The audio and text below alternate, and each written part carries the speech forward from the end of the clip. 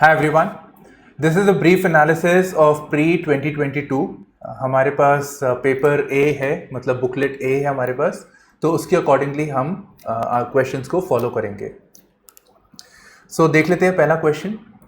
So first question is saying it is about rapid financing instrument and rapid credit facility. तो ये चीज़ news में थी. In fact अभी recently जो मैं देख रहा था 6 days ago also it was there in the Hindu newspaper. So it is with reference to the international monetary fund. वो कंसिडर कर रही है कि श्रीलंका में जो डेट क्राइसिस हुआ है तो उसके लिए एक रैपिड फाइनेंसिंग इंस्ट्रूमेंट कैसे लाई जाए. ठीक है, तो इसका आंसर बी है. करंट अफेयर से आया आपका. Next question. So this is about the nominal effective exchange rate NEER as and REER. इसके कॉन्सेप्ट के बारे में पूछ रहे हैं. Again it is there in the 12th NCERT macro economics वाली. चलिए एक बार इसको समझ लेते हैं. इसका मतलब क्या होता है. सो व्हेन यू से नॉमिनल इफेक्टिव एक्सचेंज रेट, जब नॉमिनल हो गया मतलब एक्सचेंज रेट जैसे होता है ना, नॉमिनल एक्सचेंज रेट होता है जैसे कि मान लीजिए कि 75 रुपीज़ में हमें $1 मिलेगा. ठीक है, हमें $1 मिलेगा यहाँ पे. सो नॉमिनल नंबर्स के टर्म में, so that is as simple as that. लेकिन ऐसा ज़रूरी नहीं है ना कि मतलब इंडिया में जो 75 रुपीज़ में चीज़ आ रही है या 750 रुपये में कोई चीज़ आ रही है और US में $10 में उतनी चीज़ आएगी. ऐसा ज़रूरी तो नहीं है. There may be more inflation in USA. The things may be much more expensive. We may have to spend much more money. हमें 75 रुपीज़ में जो चीज़ें मिल जाती है या 750 रुपीज़ में, वो हमें $10 में भी वहाँ ना मिले. So to account for that weightage हम लोग रियल इफेक्टिव एक्सचेंज रेट की बात करते हैं कि रियल टर्म्स में उस करेंसी की वैल्यू क्या है. अब देखते हैं क्वेश्चन को. An increase in nominal effective exchange rate indicates appreciation of रूपी. मतलब अगर इंडियन इकोनॉमी में नीर बढ़ता है सो इसका मतलब है कि हमारी एक्सचेंज रेट की वैल्यू बढ़ती है. So naturally it will lead to appreciation of rupee. So one is correct over here. Then an increase in real effective exchange rate indicates improvement in trade competitiveness. बिल्कुल नहीं. ज़रा आप सोचो, अगर आपकी करेंसी एप्रिशिएट कर रही है, मतलब इसका मतलब हो जाएगा कि मान लीजिए पहले 75 रुपीज़ में $1 मिल रहा था, एप्रिशिएट होगी तो रुपये की वैल्यू बढ़ गई. मतलब 60 रुपये में हमें $1 मिल रहा है. हाइपोथेटिकली बोल रहा हूँ. तो इससे हमें जो एक्सपोर्ट कॉम्पिटिटिवनेस है वो कम हो जाएगी, नेचुरली कम हो जाएगी यहाँ पे. सो 2 is incorrect. An increasing trend in domestic inflation relative to inflation in other countries is likely to cause an increasing divergence between near and rear. जाहिर सी बात है, अगर किसी जगह में कोई चीज़ ज़्यादा महंगी मिल रही है as compare to let's say particular economy, तो अगर इन्फ्लेशन का बर्डन ज़्यादा है कंपैरेटिवली तो डाइवर्जेंस ज़्यादा हो जाएगा नीर और रीर के बीच में.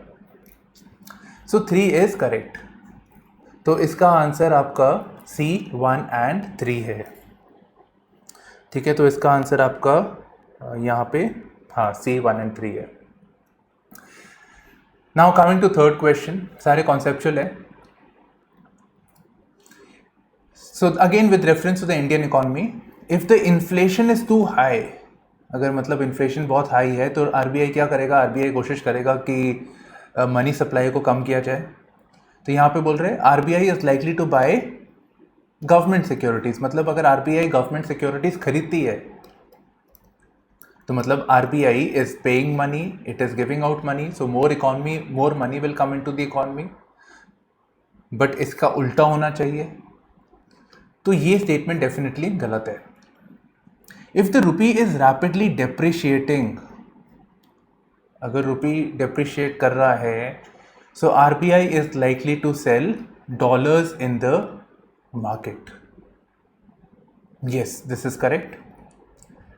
And if interest rates in the USA or European Union were to fall, that is likely to induce RBI to buy dollars.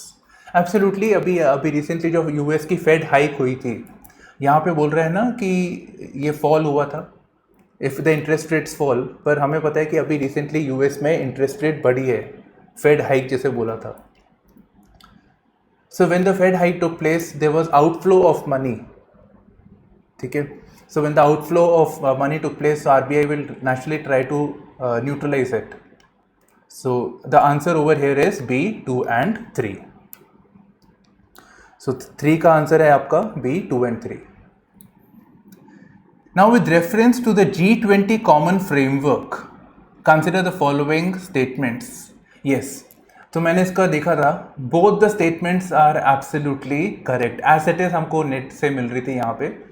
So I refer to the G20 website, और Italy के उसमें भी था, गवर्नमेंट की website थी, तो both the statements are correct over here. So 4 का है आपका, हाँ 4 का आपका C है यहाँ पे. Now coming to the 5th question. So with reference to the Indian economy, what are the advantages of inflation index bonds? This can be done via the options actually. तो 1 में मेरे को अभी भी डाउट है एक्चुअली, सो मैं जब detailed analysis डालूंगा उसमें आपसे डिस्कस करूंगा क्यों वो डाउट हो रहा है मेरे को. But if you look at statement number 2 over here, it says this bonds provide protection to the investors from uncertainty regarding inflation. अब नेचुरली अगर ये इन्फ्लेशन इंडेक्स बॉन्ड्स है तो इन्फ्लेशन के लिए प्रोटेक्शन तो प्रोवाइड करेंगे यहाँ पे, provide protection rights. So this is correct. Now the interest received as well as capital gains on IIB are not taxable. यहाँ पे बहुत कैटेगोरिकली लिखा गया है आरबीआई की वेबसाइट पे, आरबीआई के जो FAQs है as well as अर्थपीडिया, वहाँ पे एक्सप्लेन किया गया है ये चीज़ कि कोई कंसेशन यहाँ पे प्रोवाइडेड नहीं है. तो 3 हमारा डेफिनेटली गलत है, और यहाँ पे UPSC has been very kind to us. तो आपको दिख गया आंसर क्या है, A, 1 and 2. तो 5th का आंसर है A. हाँ जी, 6th क्वेश्चन आई थिंक थोड़ा बहुत हम रिलेट भी कर सकते हैं, अमेजॉन वगैरह से चीज़ें खरीदते हैं. So with reference to foreign owned e-commerce firms operating in India, which of the following statements is are correct. अच्छा, एक चीज़ बता दूँ, अभी ई-कॉमर्स रूल्स अपडेट हुए हैं, ठीक है. So in that regard also this may have been played a role, and yes we buy things from e-commerce also, and there was an issue with reference to, शायद अगर आप Amazon से चीज़ें लेते हो तो आपने शायद सुना होगा क्लाउड टेल के बारे में. So this company Amazon has decided to let go of its partnership with the cloud tail, जो एक रिटेलर है अमेजोन के ऊपर.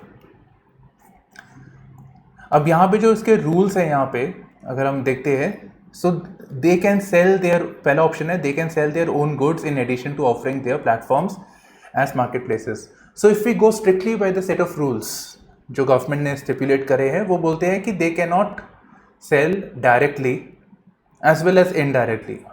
ऑल्दो हमारे पास अमेजॉन बेसिक्स के वो सेल्स टीवी वगैरह ज़रूर आते हैं, so at least they can not sell directly. तो वो किसी के थ्रू बिकवाते हैं, जैसे कि क्लाउड टेल हो गया, तो किसी के थ्रू और थर्ड पार्टी के थ्रू बिकवाते हैं यहाँ पे.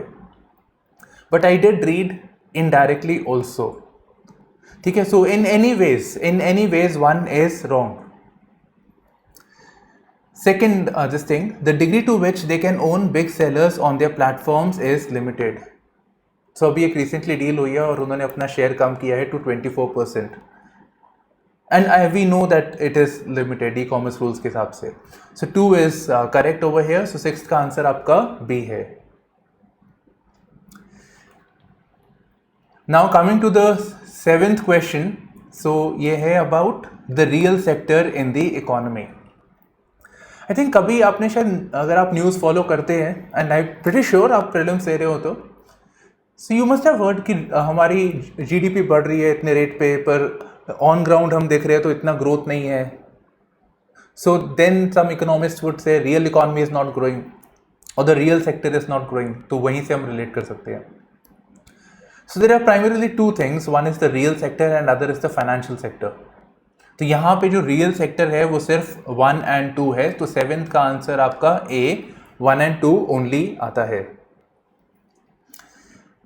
ठीक है, so this is right. Now coming to the 8th question.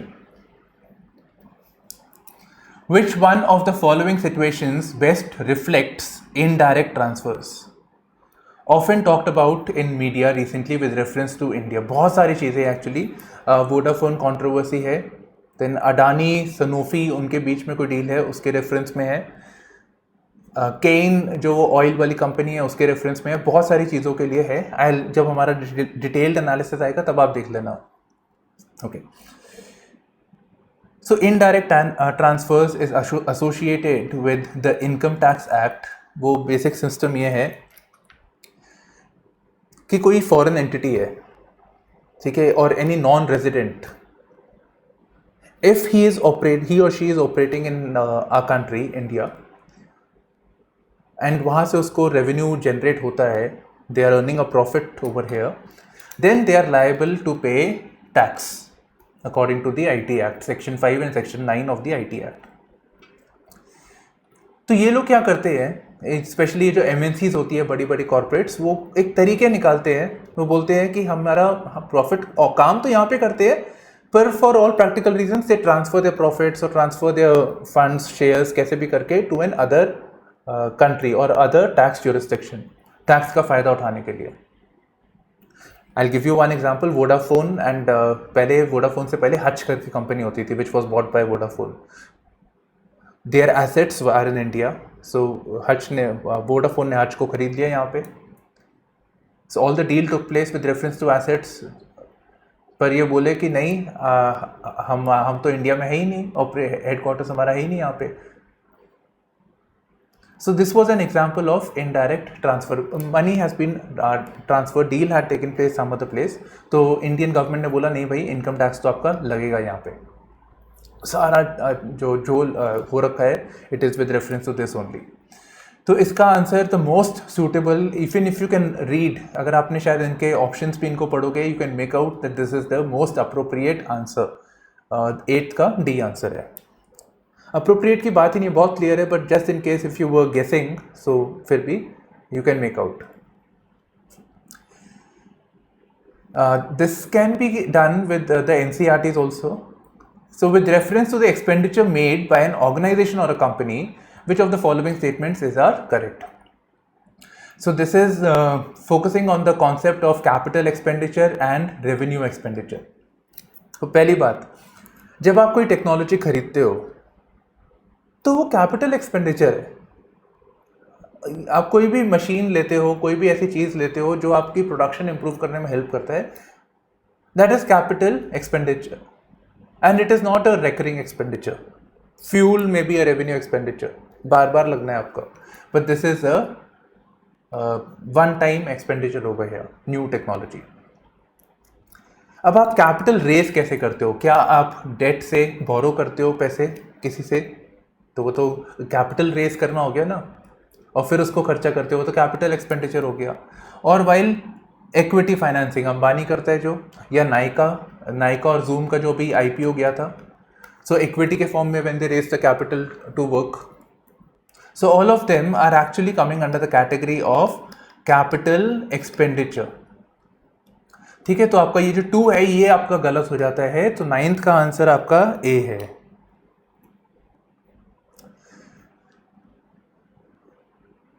Now coming to question number 10. So question number 10 को एक बार इसको देख लेते हैं यहाँ पे.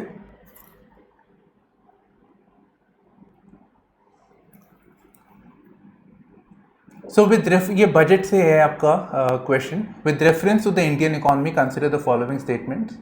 अ share of the household financial savings goes towards government borrowings. जाता है कि नहीं? जब आप अपनी सेविंग्स करते हो पोस्ट ऑफिस या फिर आप जो प्रोविडेंट फंड में आपकी सेविंग जाती है तो गवर्नमेंट को ही जाती है. तो स्पेसिफिकली जो पब्लिक अकाउंट्स जो है आपके, ठीक है, पब्लिक अकाउंट्स ऑफ इंडिया, वो आपके यहीं पे जाते हैं.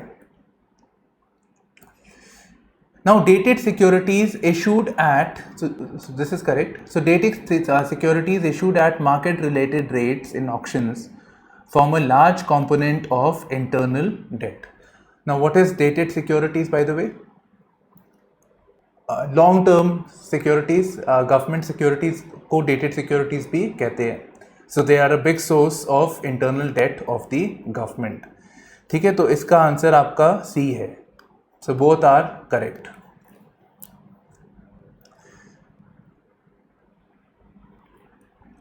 Now coming to question number 11.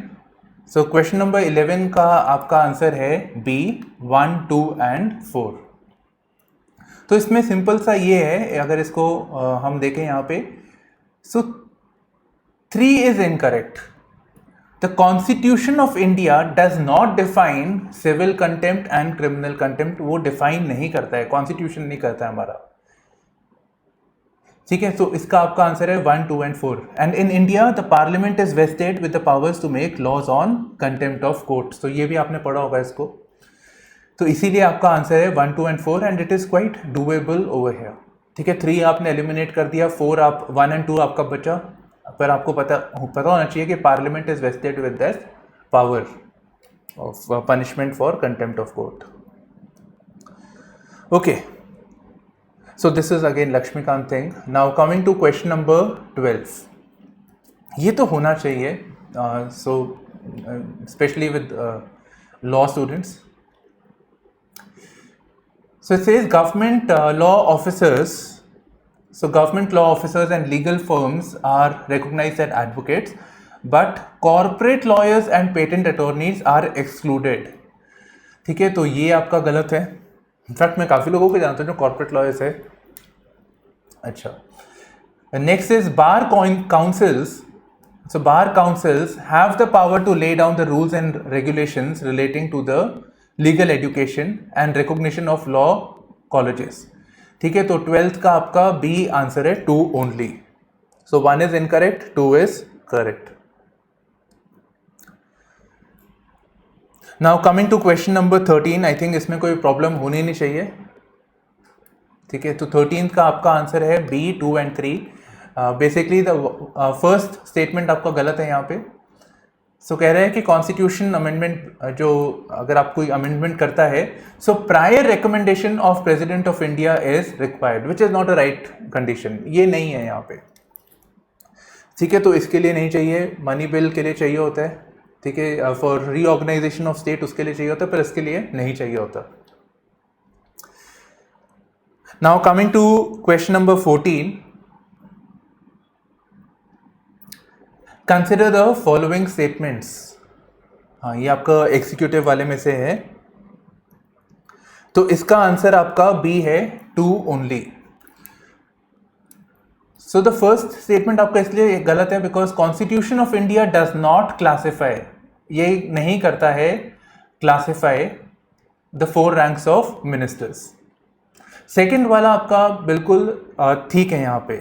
ठीक है, तो ये आपका बिल्कुल ठीक है. एक जो एक्सीड लिमिट लगा रखी है on the executive, so that is mentioned specified in the constitution.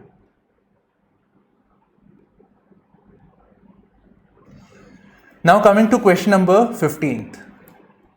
Which of the following is our exclusive powers of Lok Sabha? हाँ जी, exclusive powers of Lok Sabha. अच्छा, ठीक है. So to pass a motion of no confidence, this is the exclusive power.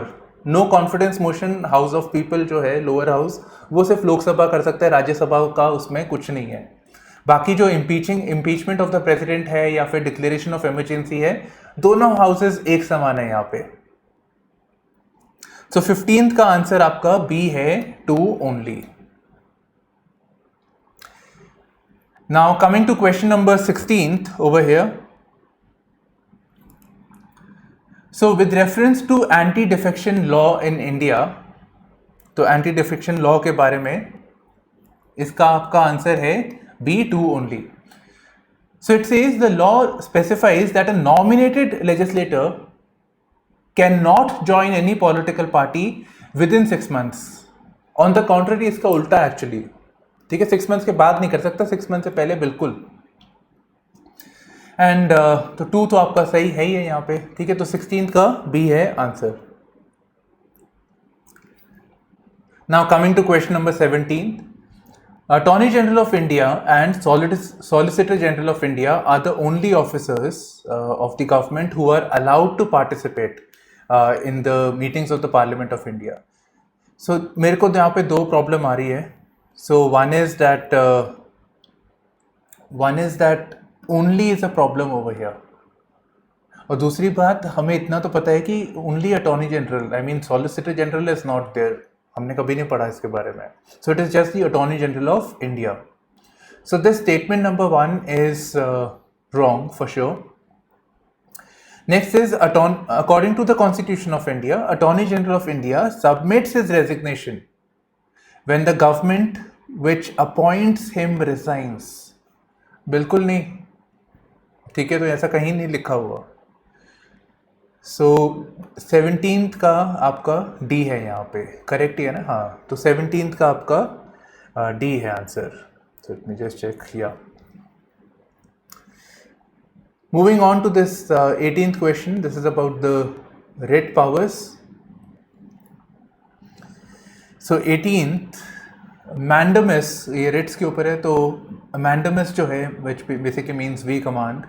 So mandamus will not lie against a private organization unless it is entrusted with public duty. So yes, this statement is correct over here. ठीक है, तो public duty होना चाहिए. Public duty अगर होगा तो private company में भी लागू हो सकता है.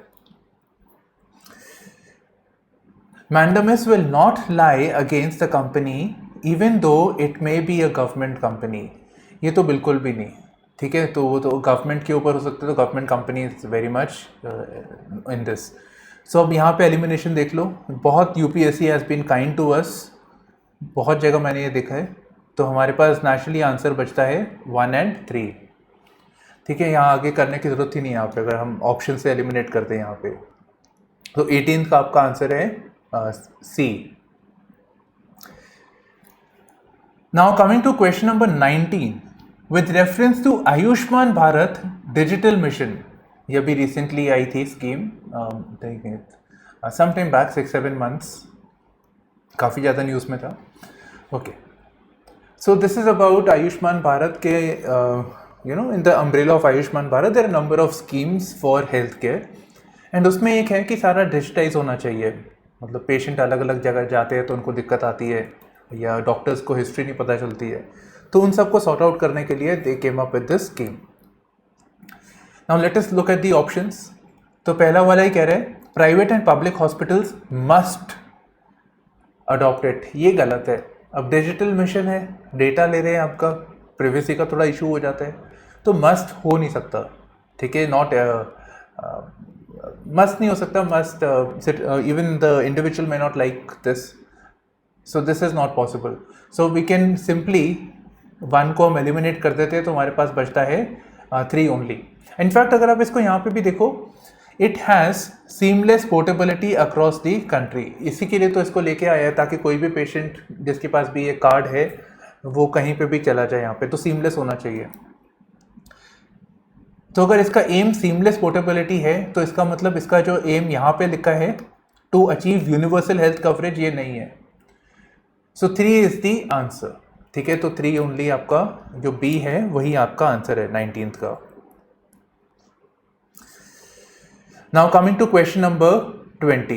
So this is with reference to the deputy speaker and I'm pretty sure आपने ये ठीक किया होगा, लक्ष्मीकांत से है सीधा सीधा. So 20th का आपका आंसर है A, 1 and 3. So देखते हैं.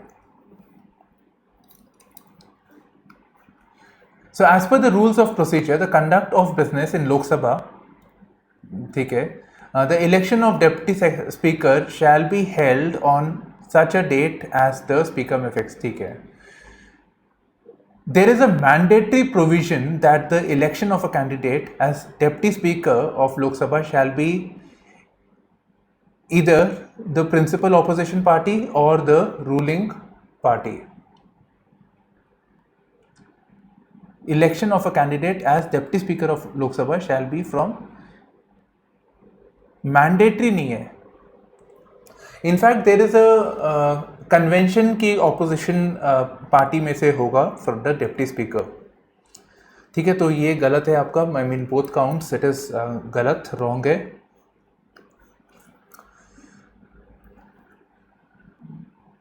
The deputy speaker has the same power as of the speaker when presiding over the sitting, हाँ ये बिल्कुल आपका सही है। The well-established parliamentary practice regarding the appointment of deputy speaker is that the motion is moved by the speaker and duly seconded by the prime minister। ऐसा कोई provision नहीं है। ठीक है, तो आपका सिर्फ यही बचता है answer A, 1 and 3। Now coming to question number 21, so kind of a repeat question actually. Among the following crops, which one is the most important anthropogenic source of both methane and nitrous oxide? Methane, wetland, rice, बहुत सारा पानी खड़ा रहता है। ठीक है, so it's a good source of methane that is coming out. तो इसका सबसे आंसर आपका है बी, 21 का बी है यहाँ पे। Okay, so now moving on to the next question 22। System of rice intensification of cultivation, ये सारे सही है यहाँ पे, सारे सही है, ऑल ऑफ द अबव। तो डी आपका आंसर है 1, 2, 3। Which one of the following lakes of West Africa has become dry and turned into a desert? ये ना places in news वाले में से है, आप you can make out, and I think हर बार मैं बोलता भी हूँ कि एटलस खोल के रखो, ध्यान रखो इस पे। तो ऐसे क्वेश्चन आते हैं बार बार। तो 23 का आपका आंसर है B. Nothing much over here for me to explain over here. Again next question, Gandikota Canyon of South India was created by which of the following rivers? ठीक है, so it is river Pennar। तो 24 का आपका answer है C। Now coming to question number 25। Confuse नहीं होना यहाँ पे, पहाड़ देख के हिमालय कौन सा है। नामचा बरवा इज टिबेट। ठीक है, तो टिबेटन रीजन के साथ है। गढ़वाल आपका उत्तराखंड हो जाता है, तो थोड़ा नहीं बनता है यहाँ पे, तो 1 आपका गलत हो गया। नौक्रेक इज इन मेघालय, एक इम्पॉर्टेंट साइट भी है वहाँ। ठीक है, नौक्रेक बहुत इंपॉर्टेंट है और यूपीएससी को भी बहुत पसंद है यहाँ पे। तो सिक्किम हिमालय भी आपका गलत हो गया। ठीक है, तो 3 आपका गलत है यहाँ पे, 3 आपका पूरा थरोली यहाँ पे गलत है। 1 आपका गलत है, तो B 2 only is the correct answer. Fine, तो 25 का आंसर है आपका B. Question number 26। The term Levant, often heard in the news, roughly corresponds to which of the following regions? कहाँ न्यूज़ में सुने, कभी सुने ISIS या फिर ISIL?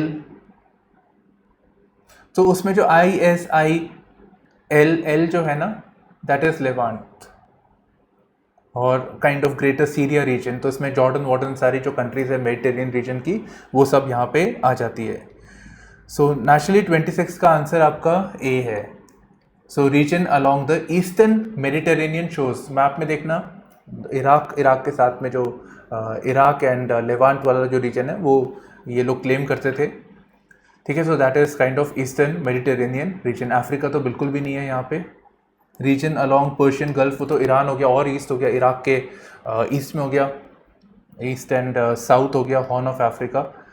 सो ये भी आपका गलत है। The entire coastal areas of, ये तो बिल्कुल गलत है। सो 26 का आपका ए है answer. 27th is with reference to Afghanistan. So Afghanistan के अराउंड कौन सी कंट्रीज है उसके नेबरिंग, उसके रेफरेंस में है। हाँ, तो ये आपका वही मैप टाइप का क्वेश्चन है, तालिबान वाला भी चीज़ न्यूज़ में था। So the answer is 3, 4 and 5। I think it's very easy for you also, map पे आप देख सकते हैं इसको। Okay, now coming to question number 28। तो 28 का आपका आंसर है बी, 1, 2 and 4। ठीक है, मॉन्साइट जो सैंड होती है बहुत इम्पॉर्टेंट है, specially with reference to our nuclear program, उसके लिए इम्पॉर्टेंट है यहाँ पे। So it is a source of rare earths for sure and it contains thorium. The next is Monzite occurs naturally in the entire Indian coastal sands in India, ये आपका गलत हो जाता है, ठीक है, थोड़ा इंटायर थोड़ा सा एक एक्सट्रीम भी चला जाता है यहाँ पे. So 1, 2 and 4 is the correct answer, and UPSC has been very kind to us, so you can see this. And if you got 29th wrong, then you were not kind to yourself. ठीक है, so which is the longest day in the northern hemisphere? ठीक है, when is the summer solstice? So 21st जून हो जाता है आपका, ठीक है, तो second half of the month of June, तो 29th का आपका आंसर है B. So very easy question, बस थोड़ा अवेयरनेस चाहिए आपको. ओके, सो नेक्स्ट क्वेश्चन एक थोड़ा सा नया इनोवेशन लेके आई है यूपीएससी हमारे यहाँ पे. सो you know, rather than saying 1, 2 and 3, it's only saying one pair is correct, two pairs are correct, so like that it is saying. Okay, so we have the Hukera wetland in Jammu and Kashmir, तो आपका ये वाला गलत हो गया. Renuka wetland is in Himachal Pradesh, so this is right, one pair is right. Rudra Sagar is in Tripura, so two pair is right, and this is in Kerala over here. ठीक है, तो ये आपका हो गया, and ये आपका JNK हो गया. So only two pair correct. 30 का आंसर आपका बी है.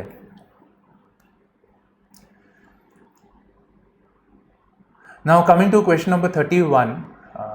सोचो सर गवर्नमेंट को खर्चा करना पसंद नहीं है, so it is using open source digital platforms. ठीक है, हम भी ओपन सोर्स ही यूज़ करते हैं रिकॉर्डिंग करने के लिए, क्लास लेने के लिए.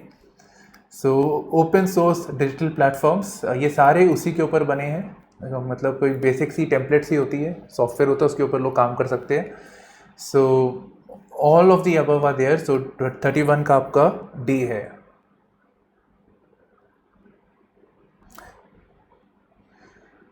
Now coming to question number 32. तो ये भी इसका भी डी है आपका. So this is about web 3.0. तो अच्छा है, नई चीज़ है, नई इनोवेशन है, ज़्यादातर अच्छी अच्छी चीज़ें होंगी इसमें. So it enables people to control their own data. It is based on, this is line is important, based on blockchain based social network. So blockchain वाला इंपॉर्टेंट है. आजकल तो बहुत हर चीज़ हो रही है, वो ब्लॉकचेन उसमें आना ही आना है. अच्छा, web 3.0 is operated by users collectively rather than a corporation. हाँ जी, कैसे सोच करेंगे इसको? अगर ये ब्लॉकचेन पे डिपेंडेंट है, if you know this things, अगर ब्लॉकचेन पे डिपेंडेंट है तो blockchain means everything being decentralised. ठीक है, sole concept of blockchain is having everything decentralised, not one entity controlling everything. तो ये आपका use collectively rather than a corporation, ये आपका एकदम सही है.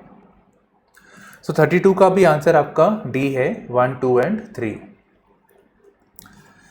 And I think same is for 33 also. So ये मैं भी खुद बहुत देखता हूँ इसको with reference to software as a service. ठीक है, SaaS enabled है, ये वाला ऐप SaaS enabled है, वेबसाइट है. So all these things are there over here. ठीक है, तो सारे स्टेटमेंट्स आपकी करेक्ट है, so that is self explanatory. बस एक चीज़ बोलूँगा यहाँ पे, and that is the lesson, और मैं हमेशा बोलता भी हूँ कि prelims is about inquisitiveness. ठीक है, तो ये टर्म आया, ये कैसे आया, क्यों आया. सो वेब 3.0 इवन अगर आपने इधर उधर कहीं तो रेफरेंस में देखा होगा जब इतना पढ़ाई कर रहे हो, तो वो जिज्ञासा, क्यूरियोसिटी लेके आनी है. Same about this also, and to be honest even I have never googled it, but करना चाहिए. तो this is it. Okay, question number 34. So this is about fractional orbital bombardment system. So ये आपका जो है, क्या नाम है, चाइना, इन्होंने एक मिसाइल लॉन्च करी थी, लॉन्ग मार्च मिसाइल. तो उसके नाम पे, I mean it is based on this technology, fractional orbital bombardment. तो क्या ये मिसाइल है, अर्थ से जाएगी, तो लोअर अर्थ में ये चली जाएगी. थोड़ा नाम से भी देखो ना, ऑर्बिटल. ठीक है, तो ऑर्बिट में जाएगी, वो ऑर्बिट में थोड़ा ग्रेविटेशन कम है, थोड़ी आराम से it can move longer distances, and when it sees the target, wherever it sees the target, it will re-enter the earth orbit and hit. ठीक है, सीम्स मेरा पेन ठीक टारगेट पे नहीं गया यहाँ पे. चलिए, So a missile is put into a stable orbit around the earth and deorbits over the target on the earth. तो 34th का आपका आंसर है सी. ठीक है, तो ये चीज आपको थोड़ा सा ध्यान रखनी है. Okay, question number 35.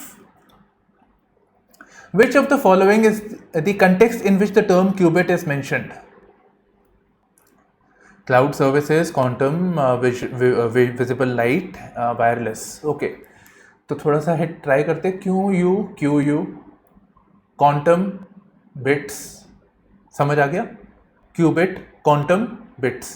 सो क्वांटम कंप्यूटिंग से ही एसोसिएटेड है. Quantum bit is like the smallest unit of like memory होती है हमारी. बिट्स बाइट्स जैसे होता है मेगाबाइट्स फिर गीगाबाइट्स, तो वैसे क्वांटम्स में, क्वांटम कंप्यूटिंग में the smallest unit of this size memory is qubit. So 35th का आपका आंसर नेचुरली बी हो गया. Now coming to 36th. Consider the following technologies that are short range devices. All of them are correct. ठीक है, सारी short range है. Wireless local area network वो short range है. रेडियो फ्रीक्वेंसी आइडेंटिफिकेशन वो तो बिल्कुल ही शॉर्ट रेंज हो गया. क्लोज सर्किट टेलीविजन, सारा कुछ यहाँ पे शॉर्ट रेंज है 36 का. सो 36 का डी है. 37th now. So common sense से हो सकता है ये. This is a question on biofilms. So biofilm वो होती है ना, किसी चीज़ के ऊपर एक फिल्म लगा दी, जैसे बोलते हैं प्लास्टिक की फिल्म लगा दी, वैसे ही किसी चीज़ के ऊपर या दांत के ऊपर आपका या कोई लिविंग थिंग है या नॉन लिविंग थिंग के ऊपर बायोफिल्म, कोई बैक्टीरियल्स या एनीथिंग बायो सराउंडिंग इट. ठीक है, तो that is basically biofilms over here. तो एक बार इसको, हाँ, तो यहाँ पे again all the statements are correct. So it can form on medical implants with human tissues. ठीक है, बायोफिल्म तो किसी के ऊपर भी हो सकती है ना, प्लास्टिक की फिल्म जैसे किसी पे, ये भी किसी पे भी हो सकती है. और ये तो बैक्टीरिया है. सो बायोलॉजिकल चीज़ें हैं. अच्छा, biofilms can form on food and food processing services, बिल्कुल हो सकता है. And since it is bio they can also have antibiotic resistance. तो सारे आपके यहाँ पे सही है. अब जो हेल्थ कॉन्शियस लोग हैं उनको थोड़ा प्रोबायोटिक्स का भी ज़्यादा याद रहता होगा, आपको भी वैसे पता होना चाहिए. सो 38 का आपका आंसर है, 38 is C 1 and 3. So they made of both bacteria and yeast. ठीक है, दही टाइप जो आप क्या बोलते हैं, योगर्ट होता है ना, 10 रुपये महंगा है, 10 भी नहीं रहता अब तो. It's very tasty. Okay, so this is there, this is correct. And second वाला जो है आपका, that says organisms in probiotics are found in foods we ingest but they do not naturally occur in a gut. ये थोड़ा गलत हो गया, थोड़ा क्या, बहुत गलत हो गया. So 2 is wrong, 1 is correct. So I think 38 का C is the answer. So 1 and 3 तीनों का 1 and 3 यहाँ पे correct है, तो C is the answer. ठीक है, तो it also helps in with the digestion of the milk sugars. Now coming to question number 39. I think ये सबको क्यूरियोसिटी थी जब ये पैंडमिक की वैक्सीनेशंस वगैरह हो रही थी. ओके, सो फर्स्ट इज, ये सेरम इंस्टीट्यूट ने कौन सी वैक्सीन बनाई है? Covishield. Fine, that is fine, but that is vector based platform, not mRNA platform. ठीक है, तो mRNA वो Pfizer और उनकी वो वाली थी, तो ये नहीं है. So this is wrong. Sputnik is manufactured using vector based platform. I don't think so. So Covaxin is a inactivated pathogen based vaccine. Absolutely virus को dead करते हैं and then they inject it in your body. ठीक है, तो 3 आपका correct है. हम कर भी क्यों रहे हैं, मैं तो ये देख रहा हूँ, है ना. जब 1 आपका इनकरेक्ट हो गया तो मैं आगे जाने की जरूरत ही नहीं थी. So 2, 3 is the correct answer. So even if we don't know statement number 2, we can still get it right. Okay, so now we are on question number 40. Solar flares. चलो, अब एक बात बताओ, GPS नेविगेशन अफेक्ट हो सकता है, बिल्कुल हो सकता है। कोई हाँ, पावर ग्रिड्स अफेक्ट हो सकती है, बिल्कुल हो सकती है। Intense auroras can be established, हाँ हो सकता है। फॉरेस्ट फायर्स हो सकती है, हाँ। Orbits of the satellites could be disturbed, everything can be disturbed. बस एक एक्सप्लेनेशन नहीं समझ आती कि सुनामीज कैसे आ सकते हैं, specially at the equatorial regions. ठीक है, कोई एस्ट्रॉइड थोड़ी कर रहे हैं यहाँ पे, कहाँ से हो जाएगा। तो 40 का आपका ये वाला जो है आपका गलत है। तो statement 2 is wrong. And as I always say UPSC is very kind to us in this prelims. ठीक है, तो C should be the, C is the answer. ये 41 जो क्लाइमेट एक्शन ट्रैकर है, I have not been very frequent actually with this news analysis, but जब भी cover किया है ये चीज़ें, काफ़ी सारी चीज़ें आई है उसमें। So climate action tracker, in fact most recent one I mentioned also in that. So उसका आंसर आपका यही है, database created by coalition of research organisations, and in fact highlighted this point also that time. Okay, and I think that goes to show also कि current affair एक ऐसी चीज़ है which you should not stop doing it, कि 2 महीने पहले आए। Current affairs तो पुरानी चीज़ ही आती है, बार बार आपको नई चीज़ तो नहीं बन रही हर रोज़। ठीक है, so you should keep reading it actually. ज़्यादा टाइम मत लगाओ, but keep reading it, stay in touch. जितना टच में रहोगे उतना आपको फ़ायदा रहने का चांस है। You saw that question on the first question also on IMF वाला जो था। ठीक है, so that was also in the news. Now coming to question number 42, so this is about the NGO actually, a civil society organization, तो उस पर ये आपको question पूछ रहा है। So first statement, the climate group is an international, तो ये NGO का नाम है, civil society organization. It is an international non-profit organization that drives climate action by building large networks and runs them. बिल्कुल सही है। आपका 3 भी सही है, आपका 1, 3 एंड 4, तो ये आपके सारे सही है यहाँ पे। Indian companies are also functioning under this. इन्होंने ग्लोबल इनिशिएटिव शुरू किया है EP 100, तो सब सही है। Mahindra and Mahindra is also working under this. Only thing that makes these options, this statement number 2 and 5 incorrect is the term international energy agency. ठीक है, तो ये नहीं है यहाँ पे, कहीं पे भी इंटरनेशनल एनर्जी एजेंसी नहीं है। तो अगर हम उसकी वजह से ये गलत है, otherwise all the statements 1, 3 and 4 are correct. ठीक है, सो इसका आंसर आपका B है 42 का। Now moving on to question number 43, interesting सा क्वेश्चन है, मे बी डिबेटेबल ऑल्सो इसका आंसर।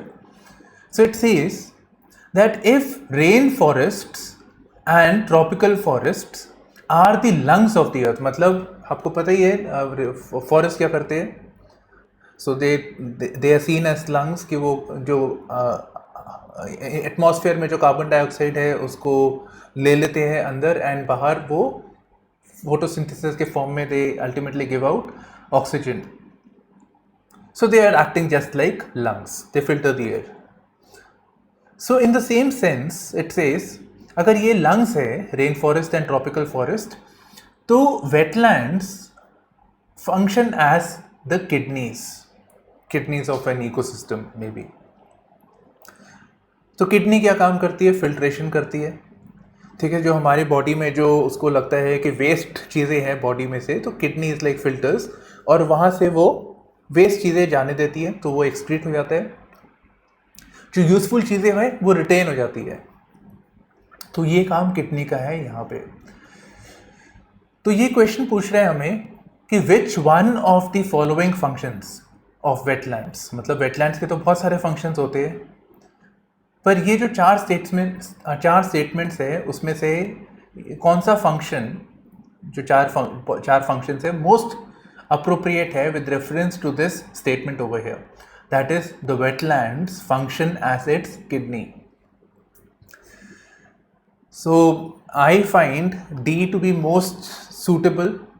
ठीक है, मेरे को D सबसे ज़्यादा सूटेबल लग रहा है कि अपना जो वेटलैंड्स है they also play the role of filtration, in the sense कि उसमें एक्वेटिक प्लांट्स वगैरह होते हैं, so they absorb heavy metals and excess nutrients. बाकी आपके जो ऑप्शन है यहाँ देखो, the water cycle in wetlands involves surface run off, subsoil percolation and evaporation.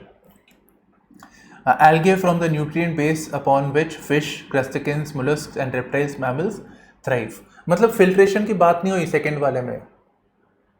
First वाले में फिर भी थोड़ा सोच सकते हैं कि सब सॉइल पर्कुलेशन हो रहा है, वेटलैंड है, पानी इकट्ठा है एक जगह पे, तो वो you know that thing is taking place, percolation is taking place. Wetlands play a vital role in maintaining sedimentation balance and soil stabilisation. मेरे को फिर भी ये फिल्ट्रेशन नहीं लग रहा है, मेरे को फिल्ट्रेशन से क्लोजेस्ट 43 में डी ही लग रहा है यहाँ पे. सो यही है 43 का D, but yes A and D may be disputed. Okay, now coming to question number 44. So it is in the context of WHO air quality guidelines. So we have to consider the following statements and naturally इसमें से कौन सी statement सही है. So first statement, let's say हमें ये नहीं आती, the 24-hour mean of PM 2.5 and I hope you know PM particulate matter should not exceed 15 micrograms per meter cube. ठीक है, नहीं आती भाई, नहीं आती तो नहीं आती, नहीं पढ़ा तो नहीं पढ़ा भी तो क्या, याद थोड़ी रहती है सब चीज़ें. बाकी ऑप्शन देख लेते हैं. In a year the highest levels of ozone pollution तो पढ़ा है, occur during the periods of inclement weather. मतलब इंक्लीमेंट थोड़ा द वेदर ऑफ इनस्टेबिलिटी, बारिश वारिश है, हवा चल रही है, इंक्लीमेंट वेदर. अब हमने पढ़ा है ओजोन पोल्यूशन के बारे में, और even when we study about ozone hole, it requires air of stability, or it requires air of sunshine and वो photochemical smog वाला भी हमने पढ़ा हुआ है. So it cannot be incremental weather. तो ये आपका गलत हो गया यहाँ पे. ठीक है, तो 2 को हम एलिमिनेट कर देते हैं. And UPSC has been kind to us also overall. चलो 2 एलिमिनेट हो गया यहाँ से. PM10 can penetrate the lung barrier and enter the bloodstream. Well, it is PM 2.5. 2.5 और छोटा होता है ना, ये पार्टिकुलेट मैटर का साइज है 10, 2.5. 2.5 नेचुरली छोटा होता है तो वो ज़्यादा डीप जा सकता है, so that will be more harmful. And I think this we expect general knowledge इतना. Excessive ozone in the air can trigger asthma.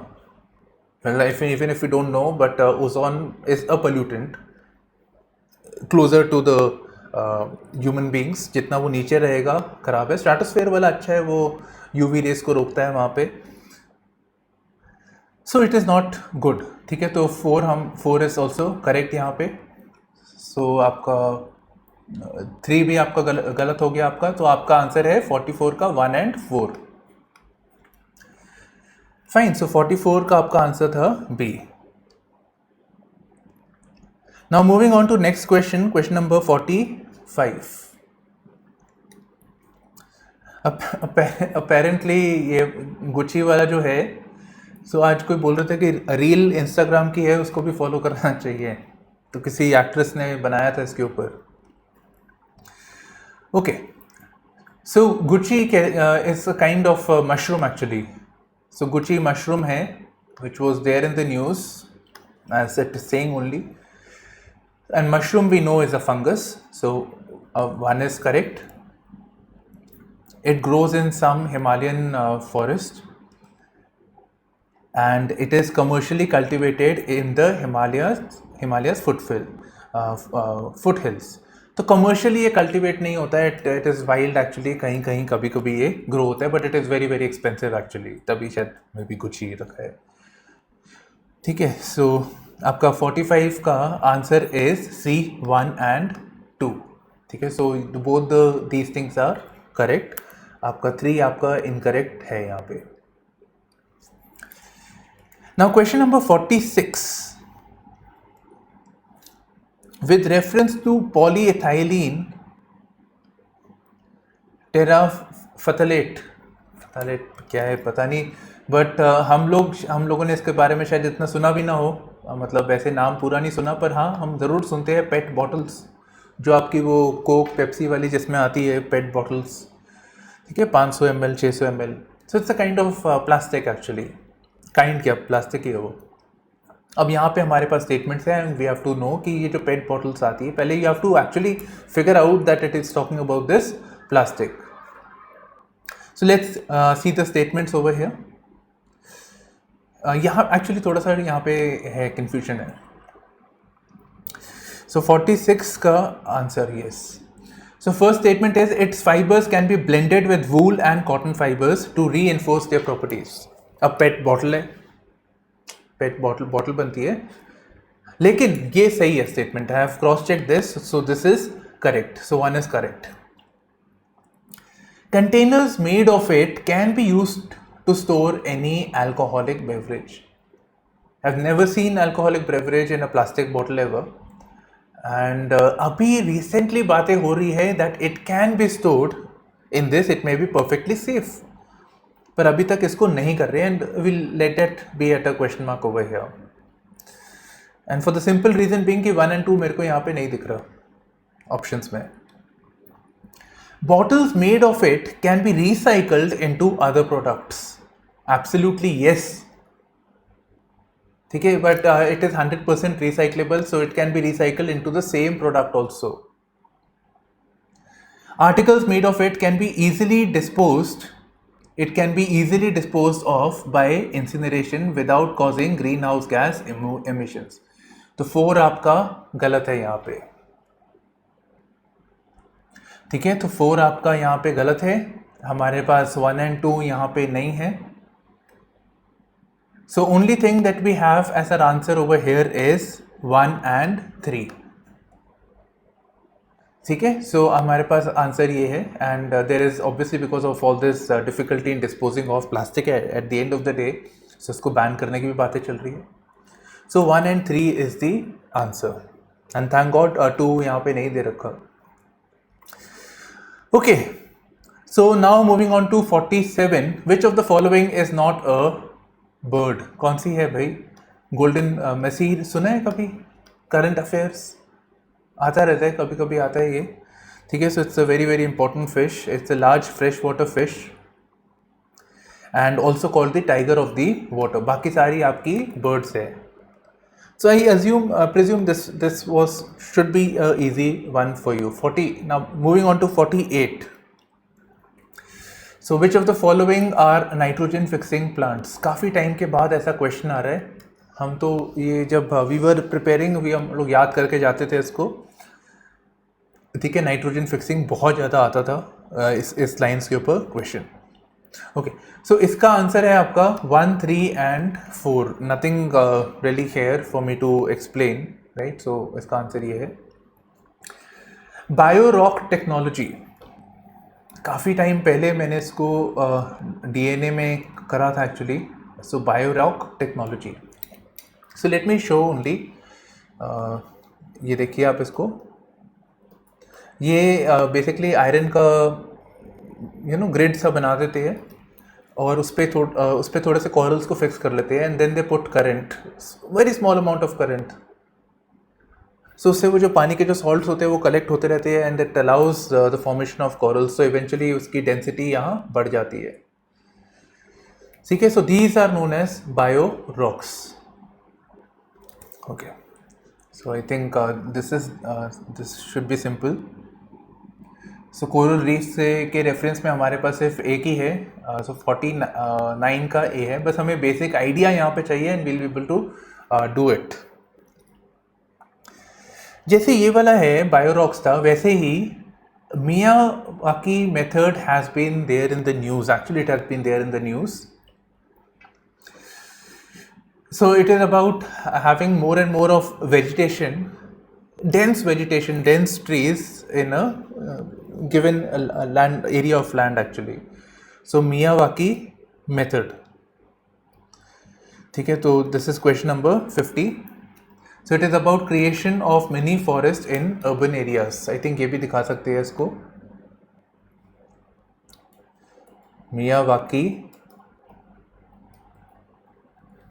urban forest के reference में है something like this. तो close density में more and more of forestation is being done. Now coming to question number 51. तो ये easy है, modern history से है ये आपका. So in the Government of India Act 1919, the functions of provincial government were divided into reserved and transferred subjects. Reserve मतलब जो British ने अपने पास रखे थे, इंडियंस को नहीं दिए थे, इंडियन मिनिस्टर्स को, तो ऑब्वियसली ज़्यादा इंपॉर्टेंट होंगे.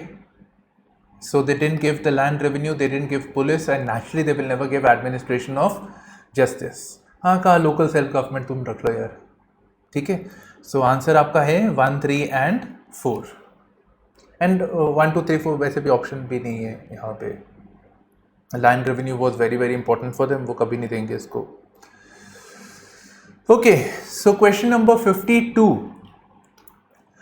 What is the term fanam? So fanam was there in the news also. So it is the gold coins that were issued, gold coins issued during the 18th and 19th century in the southern India. ठीक है, तो ये gold coins है. तो question 52 का answer आपका B है. Question number 53 revolutionary movements के रेफरेंस में है, एंड आई बिलीव थोड़ा you must have had an hard time, ये हम लोग याद नहीं करते हैं, पर आजकल थोड़ा डीप में हमको थोड़ा याद करना पड़ेगा. नेम्स जो है हमें थोड़ा देखना पड़ेगा. सो इसमें आपका आंसर 3 ओनली है, ठीक है. So Raj Bihari Bose was the only one amongst the 3 who were associated with the Ghadar party. ये जो दोनों हैं they were associated with the Anushilan Samiti, ठीक है. सो ये है 53 आपका. Now again question number 54. So with reference to Cripps mission, so the constituent assembly, ठीक है, सारे उसी के रेफरेंस में था. Constituent assembly would have members nominated, ये लाइन इंपॉर्टेंट है, ट्रिक हो सकती है, nominated by the provincial assemblies as well as princely states. हाँ जी, प्रिंसली स्टेट्स ने तो अपने नॉमिनेट करने थे in the future constituent assembly जो होती, लेकिन प्रोविंशियल असेंबली क्यों नॉमिनेट करेगा? तो इलेक्शन होने थे, आई थिंक प्रोपोर्शनल रिप्रेजेंटेशन, ठीक है. तो ये तो नॉमिनेटेड तो हो नहीं सकता, तो it would have been elected at provincial assemblies and nominated at princely states. ये आपका गलत हो गया. Any province which is not prepared to accept the new constitution would have the right to sign a separate agreement with the Britain regarding its future status, and that is the objection that the Congress had. So 54 का आपका B है answer.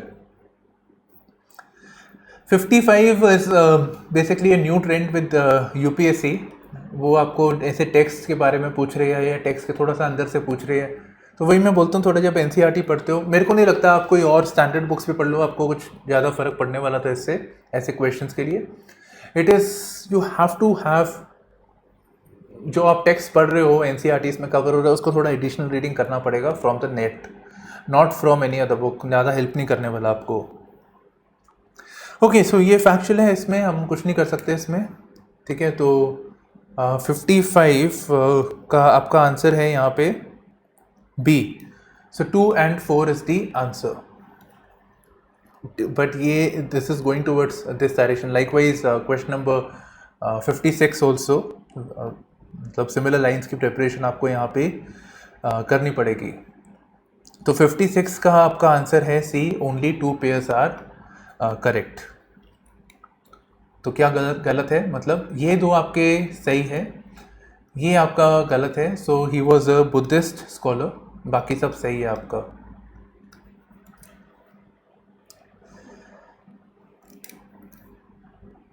Now coming to question number 57. With reference to Indian history, consider the following statements. मेरे को थोड़ा सा लगता है history optional वालों को थोड़ी दिक्कत आई होगी फिर भी इसमें. The first Mongol invasion of India happened during the reign of Jalaluddin Khilji.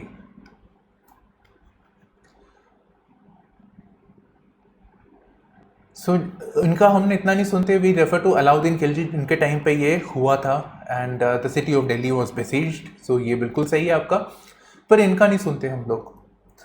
But we do refer to an interaction, the engagement with Iltutmish and the armies of Genghis Khan, ठीक है. So we can take it as a negative over here, तो 1 आपका हम incorrect यहाँ पे मान रहे हैं.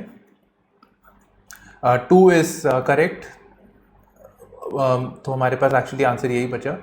But yes, Mohammad bin Tughlaq, you know, reputation थोड़ी ख़राब थी.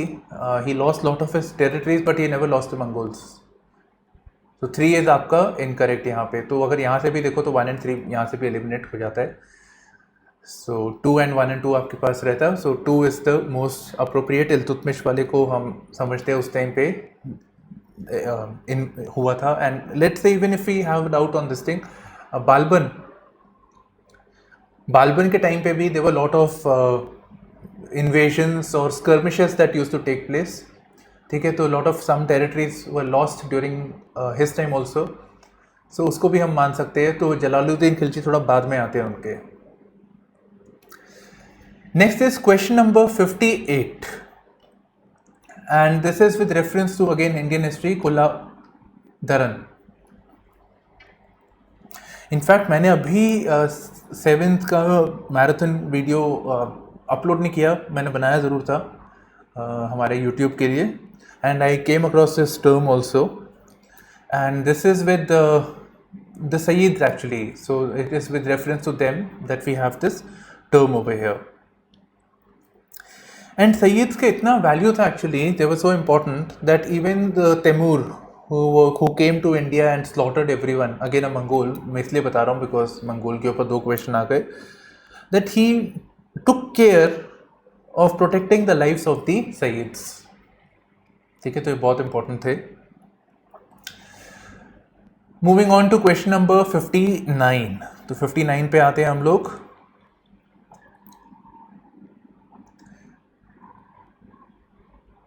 करेक्ट ही निकालने. हाँ, the Dutch established their factories, warehouses on the east coast on lands granted to them by Gajapati rulers. Trick है, गजापति रूलर्स हैड क्या बोलते, डायनेस्टी खत्म हो गई थी by the time Dutch had come. तो इसलिए ये डिफिकल्ट है, सच्ची में बहुत डिफिकल्ट है. Unless may be you are from that part, आप का स्टेट का ज़्यादा पढ़ रहे हो, ये गलत होने के पूरे यहाँ पे चांसेस है. सो लेट्स सी इफ या बट ठीक है, तो ये अब गलत है शायद, मान के चलते अगर हमें नहीं पता तो can we do it. We do know that Alfonso de, ठीक है इनका नाम जो है, he captured Goa from the Bijapur state. He did capture Goa. ठीक है, तो 2 को हम सही मानते हैं. The English East India Company established a factory at Madras on the port of land leased from a representative of the Vijayanagar Empire. Vijayanagar Empire था उस टाइम पे, उनके नायक्स ने इनको दिया था. ठीक है, तो बोल रहे हैं ना फ्रॉम अ रिप्रेजेंटेटिव. तो 2 and 3 को भी अगर हम सही माने यहाँ पे 1 2 3, वी कांट हेल्प इट, हमें पता होना पड़ेगा गजापति का, उसके बिना हमारा यहाँ पे काम नहीं बनेगा. तो नॉट वेरी काइंड यूपीएससी. चलो 59 का आपका बी हो गया यहाँ पे 2 and 3. Now moving on to question number 60.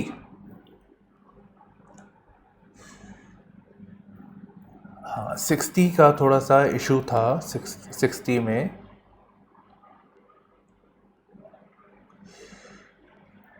I will tell you the issue over here. मेरे को जो आया था, मैंने इस पर बहुत रिसर्च किया एक्चुअली, बिकॉज ऑब्वियसली हम थोड़ा और फाइन जाते हैं जब की बना रहे हैं इसको. So first statement is correct. A person could be, he created some set of rules for slaves. So his a lot of things are there in Arthashastra, but one of the things is about the rules and regulations that should regulate the slaves. And उसमें female slaves के बारे में भी है. तो एक बोलता है person could be a slave as a result of judicial punishment. ये punishment ये बिल्कुल सही है. If a female slave bore her master a son, she was legally free. ये भी सही है, ये सही है. कुछ केस में मैंने देखा था कि उसको गलत मार्क कर रखा है, 1 and 3 दे रखा है, but this is absolutely correct over here. 3 का नहीं पता लग रहा मेरे को, 3 का एग्जैक्टली पता नहीं लग रहा. अब कौन रटता है इनको, है ना. तो 3 का पता नहीं लग रहा, but yes there was a reference of a person if he has gets a child from prostitute, so as a result of that, तो उनको वो लीगल स्टेटस वहाँ पे नहीं मिलता. पर यहाँ पे स्लेव के रेफरेंस में I couldn't really find it. Over here, तो इसलिए मेरे को यहाँ पे डाउट है. So it answer could be इधर A 1 and 2 और D 1 2 and 3. यहाँ पे I couldn't be very very sure over here 60 के उसमें. ठीक है, तो ये मेरे को थोड़ा सा था यहाँ पे. Now coming to question number 61. Tight monetary policy of US federal reserve could lead to capital flight. भाई आपको जानना है क्या कुड होगा. फेड हाइक्स तो हो चुकी थी कब की. May be UPSC makes the paper in advance, तो उनको नहीं पता लगा होगा, है ना. तो हमने तो देख लिया फेड हाइक हुआ था. यूएस ने बोला कि हम अपनी मॉनेटरी पॉलिसी को थोड़ा टाइट करेंगे, हम अपने इंटरेस्ट रेट्स को बढ़ाएंगे. So and it led to capital flight definitely. And हमारा करेंसी और डेप्रिशिएट हुआ, क्रूड वूड थोड़ा महंगा हो गया हमारा, थोड़ा क्या बहुत महंगा हो गया. सो 61 द आंसर इज, सॉरी 61 को पहले तो ये आपका सही है. 61 का स्टेटमेंट नंबर 1, कैपिटल फ्लाइट में increase the interest cost of firms with existing external commercial borrowings. Think about it. If you want, if a foreign person has invested or you and being an Indian, आपने पैसा बोरो किया है from a foreign entity, तो foreign entity से करो तो external commercial borrowing हो गई. Now if you don't want them to leave or if you want the money to be here only, तो आपको फिर इंटरेस्ट रेट थोड़ा ज़्यादा देना पड़ेगा, इंटरेस्ट कॉस्ट आपका ज़्यादा रखना पड़ेगा to incentivise the money being with India only. ठीक है, तो इंटरेस्ट कॉस्ट ज़्यादा होगा तो कॉस्ट ऑफ कैपिटल ज़्यादा होगा यहाँ पे. सो 2 is also correct. D valuation of domestic currency, मतलब आपका रुपी का वैल्यू अगर डेप्रिशिएट होता है, मतलब 70 रुपीज़ में अगर आपका आ रहा था $1, तो अब आ रहा है 80 रुपीज़ में $1. तो मतलब रुपी डेप्रिशिएट हो गया, आपको ज़्यादा रुपए खर्चने पड़ रहे हैं for getting $1. So D valuation of domestic currency decreases the currency risk associated with ECB. बढ़ेगा ना, एक्चुअली बढ़ता है. बिकॉज अगर आप सोचो किसी यूएस वाले ने यहाँ पे इन्वेस्टमेंट कर रखी थी, ठीक है, उसने यहाँ पे ले रखा था, अब उसको अगर वापस डॉलर्स चाहिए तो he will have to spend more rupees. 70 की जगह 80 रुपये खर्चने पड़ेंगे टू गेट ए $1. तो उसका जो करेंसी रिस्क है वो एक्चुअली बढ़ेगा यहाँ पे. ठीक है, सो दिस इज देयर. तो ये आपका डिक्रीजेस गलत हो गया, it actually increases the risk. So 61 का आपका आंसर है A. Which of the following are generally known as tea producing states. It's actually generally तो असम ही है, पर हाँ, all of the above, all the 4 states are tea producing states. ठीक है, तो all of them are over here. Question number 63, चलो इसको देखते हैं. In India credit rating agencies are regulated by SEBI. तो आरबीआई आपका गलत है, तो 1 इज रॉन्ग. तो वाह, UPSC has been kind. B 2 and 3 is the correct answer. And they are correct, मैंने चेक किया है. ठीक है, तो हाँ. With reference to the Banks Board Bureau, BBB, which of the following statements are correct? The governor of RBI is the chairman of BBB. चलो थोड़ा देखते हैं. बैंकिंग बोर्ड ब्यूरो के प्रीवियस चेयरमैन थे विनोद राय. ठीक है, mister Vinod Rai who was not associated with RBI in any way. So we can say, okay fine, the governor of RBI is not the chairman of BBB. आज भी देख लो अलग अलग लोग हैं. So 1 आपका incorrect है, and as always UPSC has been kind to us. ठीक है, so 1 वाले सारे गलत, तो 2 and 3. So it's basically actually UPSC, you know, वो तो 3 आपको डाल रहा है स्टेटमेंट्स, पर वही मैं हमेशा बोलता हूँ कि कूल हेड होना चाहिए थोड़ा सा, तो ऐसे आराम से निकलता है ये चीज़ें. पर थोड़ा सा आइडिया होना चाहिए, थोड़ी सी अवेयरनेस होनी चाहिए. It's almost as if UPSC is just asking you if the statement is true और false. So now we are done with 64. 64 का आपका आंसर हो गया B. Now coming to 65. So 65 का आपका आंसर है C, both 1 and 2 are correct. I think that is self explanatory with reference to convertible bonds. ठीक है, तो अगर दोनों स्टेटमेंट्स करेक्ट है तो क्या एक्सप्लेन करना है यहाँ पे अभी? Both are correct. Question number 66 ही लिखा है, हाँ 66. All the three are correct. D 1 2 3. Asian Infrastructure Investment Bank में India is the second largest contributor. ठीक है, चाइना के बाद इंडिया ने अपने बैंक में सारा जो पैसा डाला हुआ है, इंडिया सबसे बड़ा है वहाँ पे. शंघाई कोऑपरेशन ऑर्गेनाइजेशन मीटिंग चलती रहती है, इंडिया जाते रहते हैं हमारे मिनिस्टर्स, प्राइम मिनिस्टर. आजकल वर्चुअल मीट होती है. मिसाइल टेक्नोलॉजी कंट्रोल रेजिम में भी इंडिया आ गया था in the first term of Modi, Prime Minister Modi. तो Modi 1.0 में भी like that we can say it. तो MTCR में ही आ गए थे. ठीक है, तो 66 is done and now we are on 67 and that's pretty simple actually. 67 easy है and I think UPSC was kind ही है. देखो, हमें ना एक डर लगता है वियतनाम से कि वियतनाम की इकॉनमी में एक बांग्लादेश है, एक वियतनाम है जहाँ पे इन्वेस्टमेंट्स जा सकती है इंडिया में आने की जगह में. हमें लगता है कि डेमोग्राफिक डिविडेंड है, पैसे हमारी कंट्री में आएंगे, ऐसा नहीं है. तो वियतनाम बांग्लादेश है giving us a tough competition. So Vietnam has been one of the fastest growing economies. Yes, this is correct. ठीक है, तो ये आपका करेक्ट है. वो वियतनाम वॉर का पड़ा था, communist dead one. So democracy वहाँ नहीं है. So there is a communist party mean single party rule. So ये आपका गलत है. Vietnam's economic growth is linked to its integration with global supply chain naturally है. For a long time Vietnam's low labour cost and stable exchange rates have attracted. नहीं होगा तो आएगा भी नहीं और वो ग्रोथ रेट भी नहीं होगी वहाँ पे. सो 1 3 and 4. तो हमें ऑप्शंस और ज़्यादा बोलते हैं, सोचो मत, टिक मारो यहाँ पे. ठीक है, 5 के साथ हमारा जा ही नहीं रहा. 5 के साथ हमें यहाँ पे 3 मिल रहे हैं यहाँ पे. ठीक है, so this is the best. हमें आगे सोचने की ज़रूरत नहीं है. So we done right. हाँ, मिस तो नहीं हुआ. 67 के बाद 68th question. In India which of the following is responsible for maintaining price stability? बताओ भाई, इन्फ्लेशन की बात कौन करता है सबसे ज़्यादा? गवर्नमेंट किसको बोलती है कि आपने इन्फ्लेशन कंट्रोल नहीं कर पाए ठीक से? याद आ रहा है? Monetary planning committee MPC, monetary policy committee MPC. Reserve bank of India. Consumer affairs का कुछ लेना देना नहीं है, एक्सपेंडिचर मैनेजमेंट का कोई लेना देना नहीं है यहाँ पे. So it is reserve bank of India और उसके अंदर जो कमेटी है MPC वो देखती है basically. Question number 69. So all the statements are correct with reference to non-fungible tokens. They enable the digital representation of physical as well as digital assets. ठीक है, क्रॉस चेक दिस. तो digital तो है ही है, physical भी है.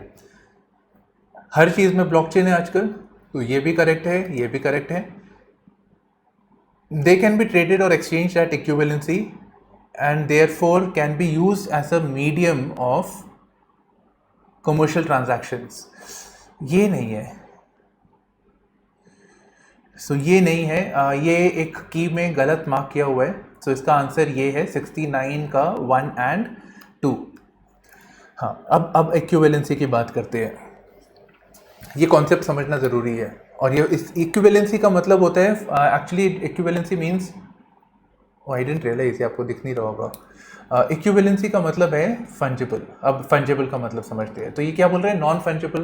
तो non equivalency. चलो ऐसे सर, 500 रुपये का नोट है. 500 का रुपये का नोट फटा हुआ हो, मेरे पास हो, आपके पास हो, इक्विवेलेंट है, इजीली एक्सचेंजेबल है, उसकी वैल्यू है. एक हाथ से इधर गया उधर गया, कोई परेशानी नहीं, आराम से ट्रेडेबल है यहाँ पे. बट अगर वो फंजेबल कोई चीज़ है तब इजीली ट्रेड हो जाती है. पर अगर वो नॉन फंजेबल है, मतलब it can not be used as a medium of commercial transaction, इसलिए ये नहीं हो सकता. और फंजिबल का मतलब है, फंजिबल का लिटरली मीनिंग है इंटरचेंजेबल। इंटरचेंजेबल होगा तो it will be able to exchange, equivalency होगी उसकी। ठीक है, तो नॉन फंजिबल का हो गया नॉन इक्विवेलेंसी और नॉन इंटरचेंजेबल। सो 69th का आपका आंसर है A 1 and 2। यहाँ आपको सीरियसली यूपीएससी ने चॉइस दिया नहीं है in being very this thing. So question number 70, अभी ये नए तरह के ऑप्शंस दिए यहाँ पे। ओके 70 एक बार इसको देख लेते हैं। हाँ, इनफैक्ट ये वाला भी गलत मार्क्ड है।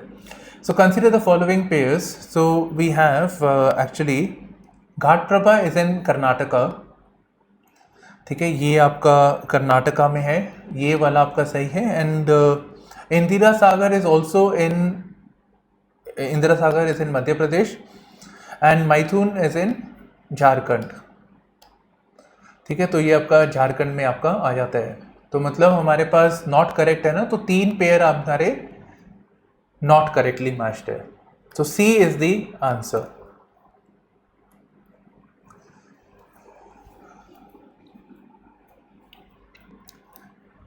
इन इंडिया, अच्छा, अगर हमारा लेबर रिलेटेड इश्यूज होते हैं, which one of the following compiles information on industrial disputes? Closures, retrenchments, layoffs, कौन करता है? सबसे लॉजिकल तो यही है और यही करते हैं 71 का C, labour bureau. Next is question number 72। It is about what is the role of coal controllers organization? ठीक है, तो कोल कंट्रोलर ऑर्गेनाइजेशन के रेफरेंस में इस basically coal controller organisation is a body that is with reference to the statistics. ठीक है, तो statistics का यहाँ पे काम करती है and the first 3 statements are actually correct.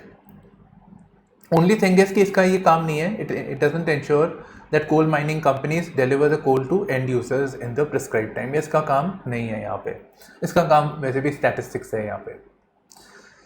ठीक है, तो स्टैटिस्टिक्स है एंड रेगुलेटरी काम है इसका। So A is the answer. So A is the answer over here. या now coming to question number 73। If a particular area is brought under the 5th schedule of the Constitution of India, 5th schedule कौन सा होता है? वो tribals वाला होता है। ठीक है, so more autonomy will be there। So अगर वो होगा, so इन statements में से which of the following best reflects the consequence of a particular area being brought under the 5th schedule? So नीचे से देखते हैं। The state having such areas would be declared as a special category state। ये बंद ही हो गया system और इसके रेफरेंस में तो बिल्कुल भी नहीं था।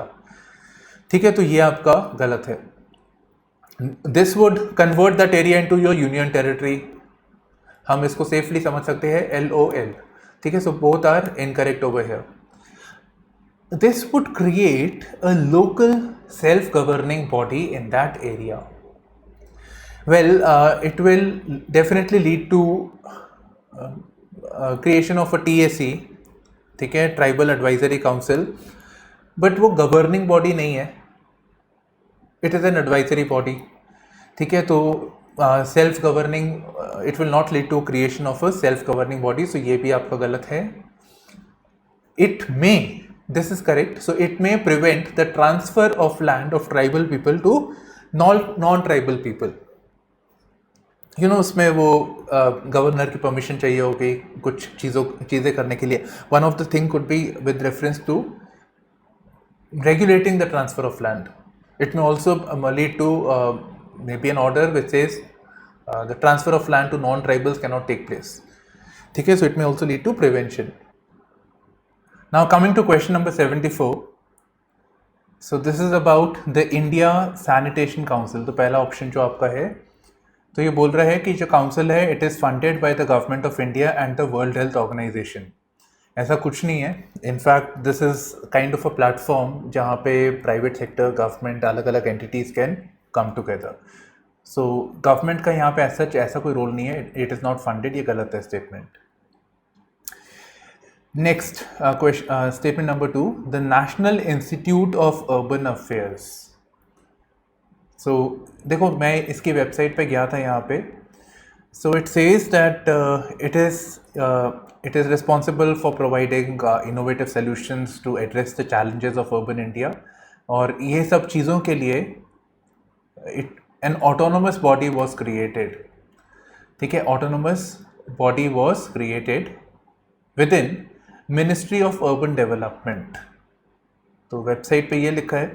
अब मिनिस्ट्री ऑफ अर्बन डेवलपमेंट को बोलते हैं ministry of housing and urban affairs. Only thing is कि अगर हम वो जो हमारा जो वेब पेज है, इसका जो वेबसाइट है national Institute of Urban affairs, उसमें ये नहीं लिखा it is N apex body of this thing. But by and large अगर हम देखें मोटा मोटा तो ये स्टेटमेंट ठीक लग रही है. तो 74th का आंसर आपका बी होना चाहिए, 2 ओनली. एंड मोरलेस ये हमारे ऐसे चीज़ें ठीक निकलती है. इतना हमें फ्लेक्सिबिलिटी रखनी चाहिए अपने पास. Now coming to question number 75, so which of the following is formed under the Environment Protection Act 1986? So Central Groundwater Authority, so this is formed under this act over here.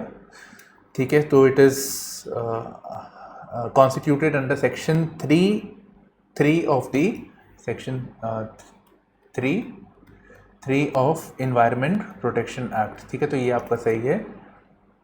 Okay, हाँ ठीक है, constituted under, ये भी statement ठीक है. Now coming to question number 76, with reference to the United Nations credentials committee. So first statement says that it is set up by the security council. So this is wrong. It is set up by the UN General Assembly. So this is wrong. So 1 is wrong. So let's see. It meets whenever the session starts. So ऐसा कहीं नहीं लिखा मार्च, जून, सितंबर, नहीं, ये गलत है आपका. So 1 and 2 is wrong. So बचा कौन सा? 3 हमारे पास. So it assesses the credentials of all UN members before submitting a report to the General Assembly for approval. अच्छा, अगर ये स्टेटमेंट सही है तो ऑब्वियसली सिक्योरिटी काउंसिल का मतलब भी नहीं बनता है यहाँ पे 1 में. ठीक है, so 3 is the correct this thing. तो आपका ए आंसर है, A3 only. Moving to question number 77, this is about the Polar Code. So Polar Code is the international code of safety for ships operating in polar waters. ठीक है, तो 77 का simple है, A is the answer over here. Now coming to question number 78. So with reference to the UN General Assembly, the UNGA can grant observer status to the non-member states. हाँ बिल्कुल दे सकते हैं. हम लोग काफ़ी देखते हैं अलग अलग इंस्टीट्यूशंस में जहाँ पे they are not full time members but they come as observer members. Intergovernmental organizations can seek observer status. बिल्कुल होता है ये. ठीक है, तो बहुत सारी ऐसी हमारे पास एग्जाम्पल्स है. Permanent observers in the UN general assembly can maintain missions at the UN headquarters. ठीक है, so all the statements over here are correct. So D 1, 2 and 3.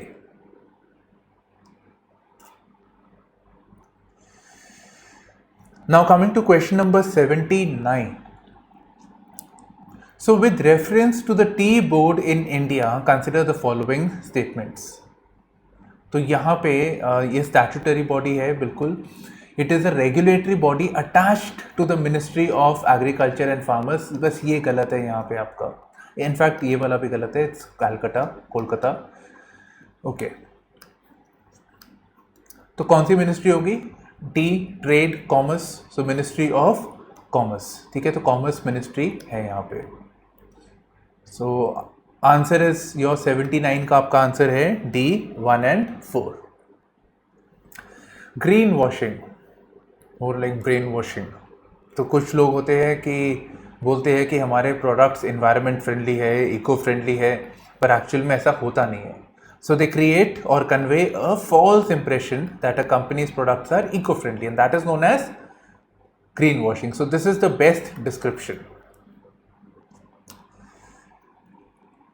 Question number 81. Actually सब उल्टा पुल्टा है यहाँ पे. So 81 का आपका आंसर D होना चाहिए. So neither 1 nor 2. So high clouds primarily reflects solar radiation and cool the surface of the earth. तो जो higher clouds होते हैं वो actually बहुत thin होते हैं, so they don't really reflect solar radiation. वो जो lower clouds होते हैं वो उसको reflect करते हैं.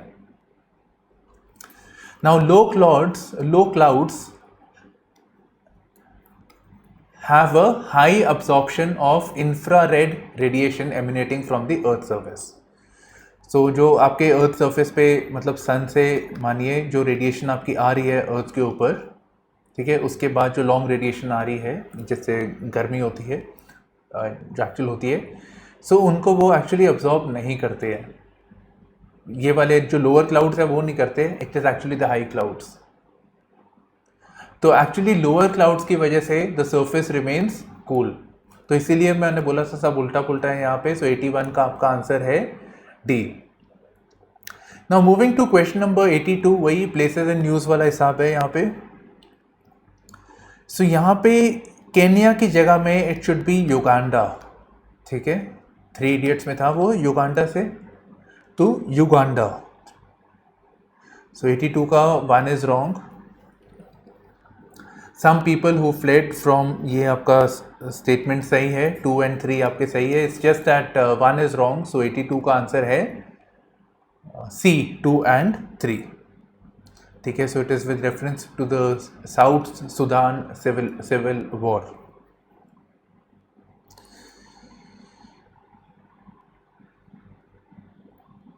So, ठीक है, ये हमारा हो गया.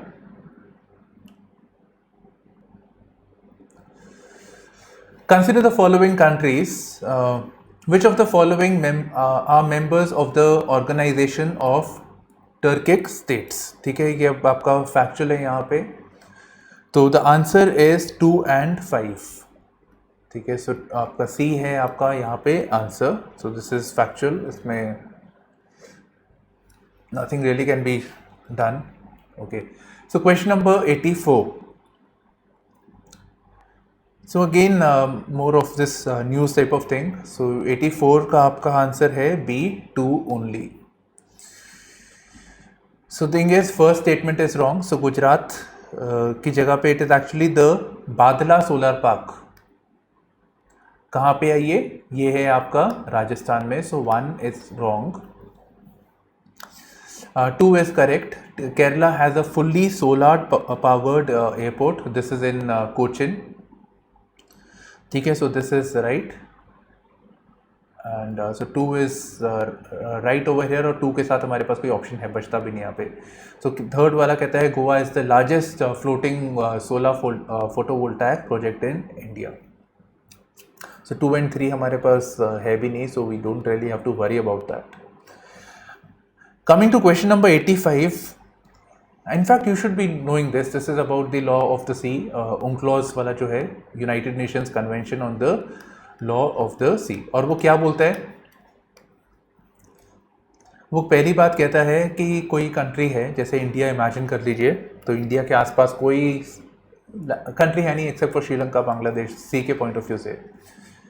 तो सिंपल है, ईजी होता है हमारे लिए थोड़ा सा. तो कहता है कि a coastal state has the right to establish the breadth of its territorial sea up to limit not exceeding 12 nautical miles. तो पहले जो 12 nautical miles होता है, ठीक है, 12 nautical miles it is the territorial territorial sea. उसके बाद 12 nautical miles extra मिल जाता है as a buffer zone. और उसके बाद up to 200 nautical miles can be the exclusive economic zone. ठीक है. तो एक्सक्लूसिव इकोनॉमिक जोन वो हो सकता है. So it shall not extend beyond the 200 nautical miles. So all the statements over here are correct. So सारी statements यहाँ पे करेक्ट है.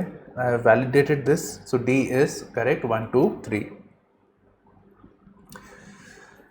Now this thing is there in the news 86, ठीक है, कब कब Senkaku islands.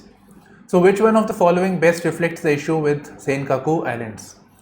So it's a conflict that is taking place between China and Japan in the East China Sea. ठीक है, तो साउथ चाइना का यहाँ पे कुछ नहीं है, it is actually the east China. और वो भी छोड़ो, अगर it is with Japan, end of story. Japan में साउथ चाइना सी से बहुत दूर है वो, तो ईस्ट चाइना सी यहाँ पे आता है. A permanent military base has been set up to, बिल्कुल नहीं, to help Taiwan to increase its defense capabilities through International Court of Justice. ना, ये भी गलत है. तो we only have B. थोड़ा देखो, एलिमिनेट करना भी इजी है, इसमें कुछ इतना मुश्किल था नहीं है. इट्स जस्ट दैट प्रेशर होता है, वो गलतियाँ करा देता है हमसे. 87. So 87 में ना, I think only one pair is wrong.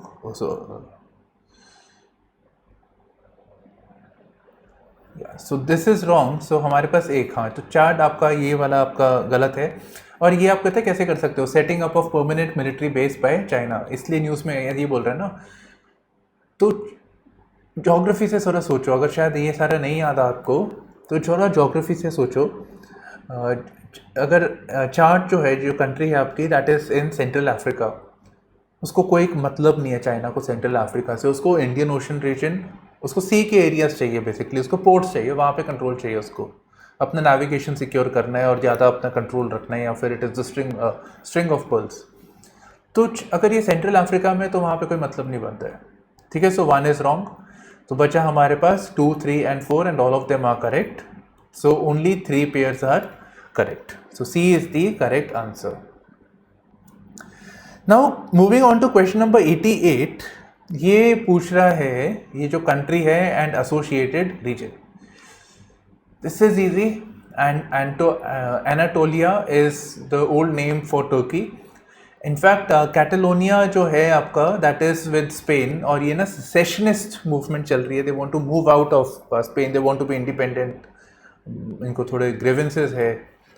तो ये आपका 4 तो डेफिनेटली आपका यहाँ पे गलत है. So this is easy to do. Okay,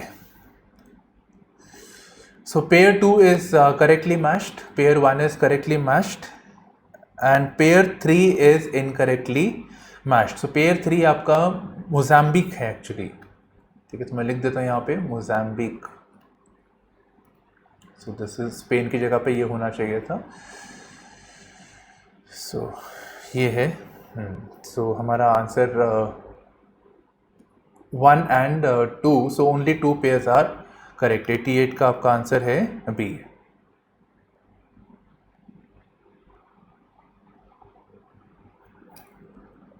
just second. Yeah, 88 is B. Now moving on to question number 89. ये इजी है, 89 बहुत इजी है. So it is about wild life protection act. Wild life के लिए हमारे पास मोटा मोटा एक ही कानून है, wild life protection act. So with reference to Indian laws about wild life protection. So wild life animals are the sole property of the government. ये अभी recently actually Bombay high court had made this remark over here. ठीक है, so ये है. अगर शायद याद नहीं था तो इसको थोड़ा सा छोड़ते देखते हैं. When a wild animal is declared protected, such animal is entitled for equal protection whether it is found in protected areas or outside. Leopard मिला कहीं बाहर पे, outside of the sanctuary, क्या उसको protect नहीं करेंगे? वहाँ पे उसको करते हैं ना, वो पकड़ के उसको मार तो नहीं देते, पकड़ के उसको वापस rehabilitate करते. So it has to be protected. Apprehension of a protected wild animal becoming a danger to human life is sufficient ground for its capture or killing. ठीक है, तो 3 आपका यहाँ पे इनकरेक्ट है. It says that mere apprehension of fear that a wild animal could endanger human life is not a ground for capture or killing, but normally we see that the animals are normally killed. ठीक है, तो normally we see, but ये law थोड़ी है. So अगर हमारे पास 2 only option है, विल गो विद 1 and 2. ठीक है, the sole property of the government we have the remark of the high court over here, so will go with this. It was there in the Hindu, Indian Express, all the newspapers. So this may be tricky actually. Let's see what happens. Question number 90. Certain species of which of the following organisms are well known as cultivators of fungi? एक ant की species है which are known to farm fungi.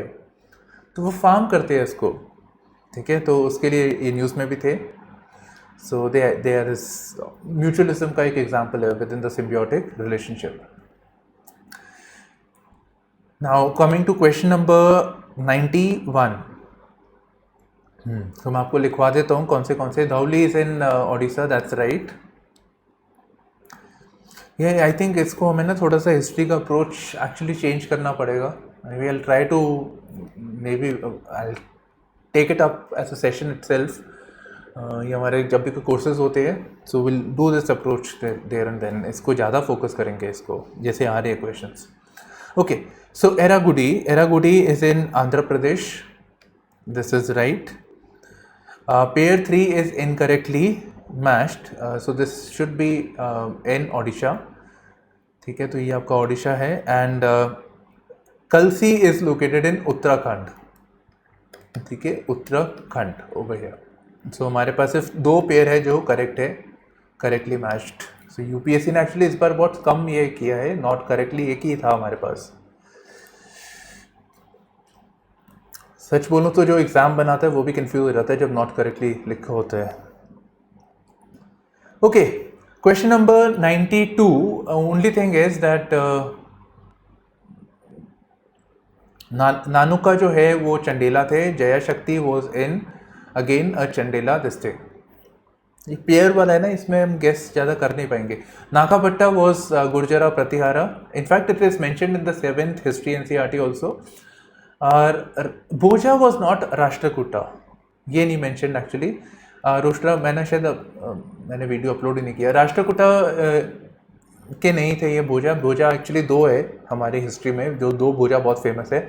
So one is in MP, कहते हैं कि भोपाल का नाम वहाँ से पड़ा है, उनके नाम से पड़ा है. So that is there. And one is Mihir Bhoja who was again associated with Gurjara Pratihara. So he was from the Pratihara kingdom. So हमारा क्या हुआ यहाँ पे, 2 ऑप्शन ही हमारे, 2 पेयर ही सही है. तो 892 का आंसर आपका बी होना चाहिए. This should be simple. 93 का आंसर थोड़ा सा आइडिया लगा के हो जाना चाहिए. Question number 93. So which of the following statements about Sangam literature in ancient South India is correct? Sangam poems are devoid of any reference to material culture. बिल्कुल नहीं.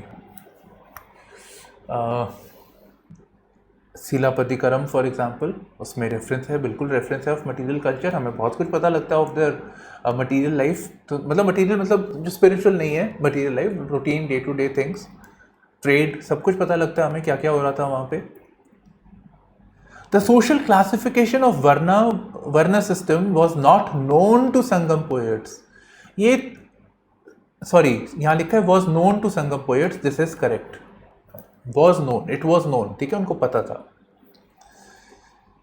संगम poems have no reference to warrior ethics. बिल्कुल गलत है ये.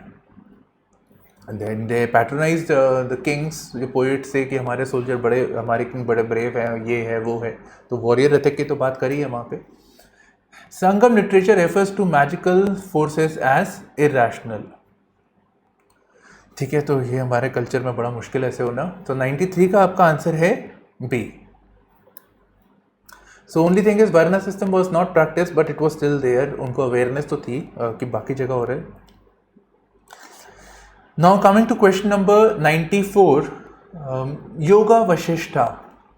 अगर guess करना पड़े actually, यहाँ पे हमारे पास सारे मुगल किंगडम से. सो सबसे ज़्यादा जो translations were during the time of Akbar, Humayun period of instability. Shahjahan है, औरंगजेब को वैसे ही पसंद नहीं था ये सब चीज़ें. सो अकबर है हमारे पास. If you can take a calculated guess. So 94 का answer is A. Now coming to 95, and I always felt that this theme is very important. This is about अभी स्टैचू को इनॉग्रेट किया था by prime minister, honourable prime minister eight Hyderabad. Statue of equality था शायद. सो pose of Ramanuja, ठीक है. सो sitting pose of Ramanuja के ऊपर है, सिटिंग टॉलेस्ट स्टैचू. तो अब रामानुजन ने क्या बोला था ये बोल रहा है. So let me थोड़ा सा explain. So there are two famous personalities, Shankaracharya and Ramanuja. For mains also I feel कि comparison आ सकते हैं. So Shankaracharya would say Jagat Mitya Brahm Satya, world is an illusion, but we can't see it. The only truth is Brahma. ठीक है, हमें तभी पता लगेगा, पर हमें पता तब लगता है जब हमें नॉलेज मिलती है. नॉलेज आती है वेदा से, तो ज्ञान मार्ग से हमें पता चलेगा. तो इसका मतलब था कि नॉलेज या एक्सेस टू वेदास तो बहुत लिमिटेड लोगों के पास था.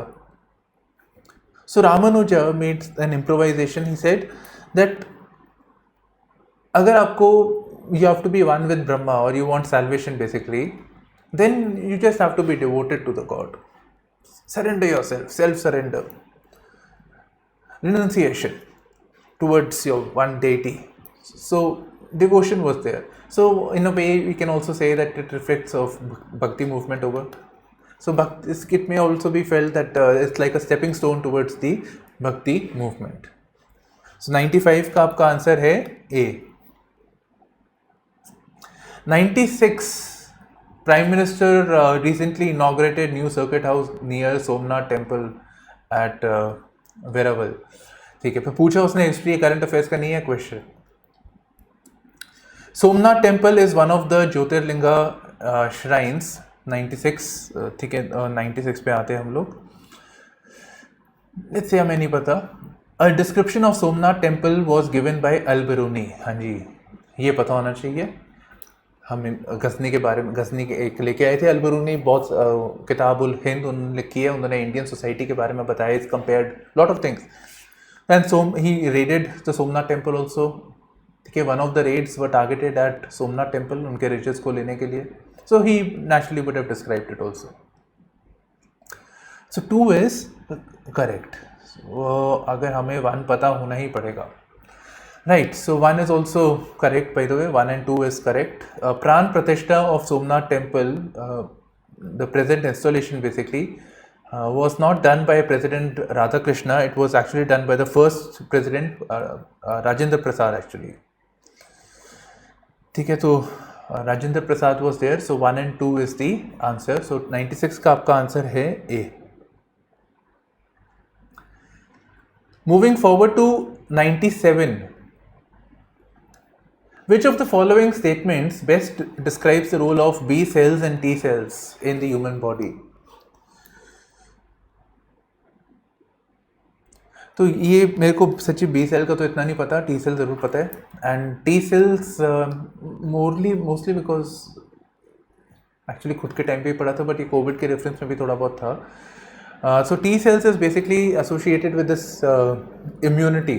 तो कोई पैथोजेंस वगैरह आते हैं, उनसे आपको इम्यूनिटी प्रोवाइड करने में हेल्प करती है. ठीक है, so 1 is this B cell, other is the T cell. So they protect the body from diseases. बाकी आपको एलर्जेंस के बारे में कह रहा है. दूसरा आपको body's pain and inflammation, pain से कुछ लेना देना है नहीं यहाँ पे.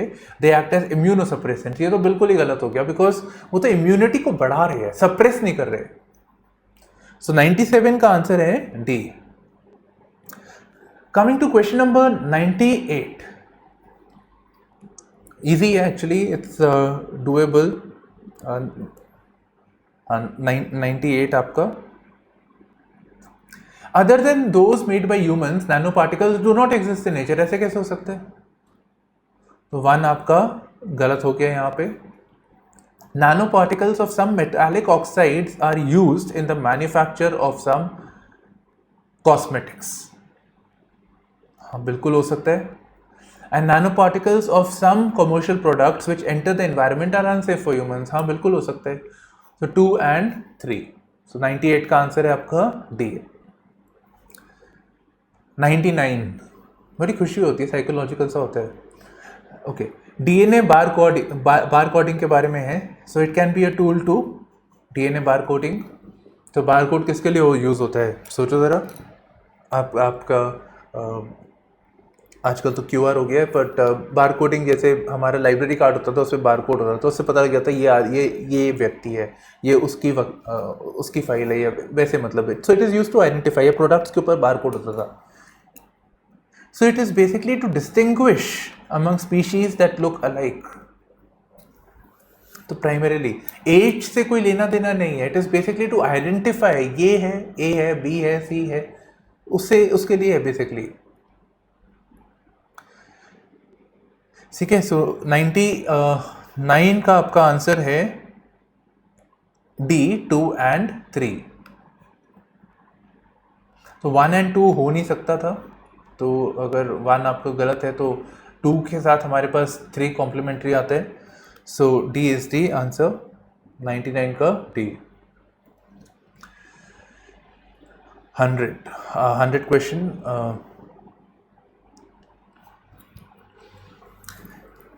So which of the following consider the following, ये सारी gases का नाम दिया है. Excess of which of the following above in the environment are the causes of acid rain.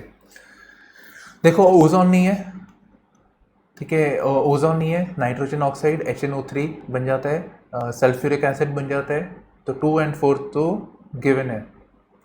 Carbon monoxide हमारे साथ यहाँ पे कहीं नहीं आ रहा है ऑप्शंस में भी अगर देखा जाए. एंड ट्रेडिशनली स्पीकिंग इन दोनों को ही हम मानते हैं. So the answer to this is B, 2 and 4. ठीक है. तो ये आपका आंसर है B, 2 and 4. So this concludes our analysis basically for prelims 2022. I hope you are getting most of them as right. मैंने इसको सारा अच्छे से देखा है एक एक चीज़ करके. So this is as accurate as it can get. एक आधी जगह पे थोड़ा सा था, मैंने आपको वो बता दिया है. So my advice to you would be कि अच्छे से अब इसको छोड़ो, यहाँ पे मेंस पे फोकस करो. ठीक है. If you getting anywhere around, देखो अगर ये मैं देता अपने पहले अटेम्प्ट के बाद या सेकंड अटेम्प्ट के बाद, मेरे अच्छे से खींच लेता मैं इसको. बट ऐसे सबके ऐसा नहीं है. ठीक है. ऐसा पैनिक भी होता है यहाँ पे. और पिछली बार का कट ऑफ भी कम आया था. आई फील CSAT का वेटेज बढ़ रहा है, तो इससे इतना मत सोचना. If you are anywhere getting around 90s में आप आ रहे हो तो बिंदास start preparing for your mains. बार बार इसमें मत देखते रहना ये है वो है. बच्चे से बना दिया यहाँ पे. यू शुड बी कॉन्फिडेंस रखो अपने ऊपर और उसको मेंस की तैयारी करो. ठीक है. उन चीज़ों पे इसको अपनी प्रिपरेशन को कंटिन्यू रखो, जारी रखो उसको. Right. And I really hope you guys clear. ठीक है. कोई किसी के साथ ऐसा ना हो तो अपना क्लियर करो, मेंस अच्छे से दो, अपना शुरू हो जाओ, लग जाओ. यहाँ पे दिल्ली में अगर आप जाओगे, यहाँ टेस्ट सीरीज़ वगैरह चलती होती है, भरा होता है. अभी पहला दिन ख़त्म हुआ है, वो लोग शुरू हो जाएंगे. तो ज़्यादा इसमें टाइम मत लगाना. एक आधा दिन करना है तो कर लो, शुरू हो जाओ. टेस्ट अपने दो अच्छे से, ऐसे प्रैक्टिस करो. नहीं किया होगा, एथिक्स का हमारा वीडियो है वो देख लो, बहुत मोर देन सफिशिएंट है. और कुछ चाहिए just mention in the comment section, we'll do it for you. Right then. So bye bye, take care and all the best.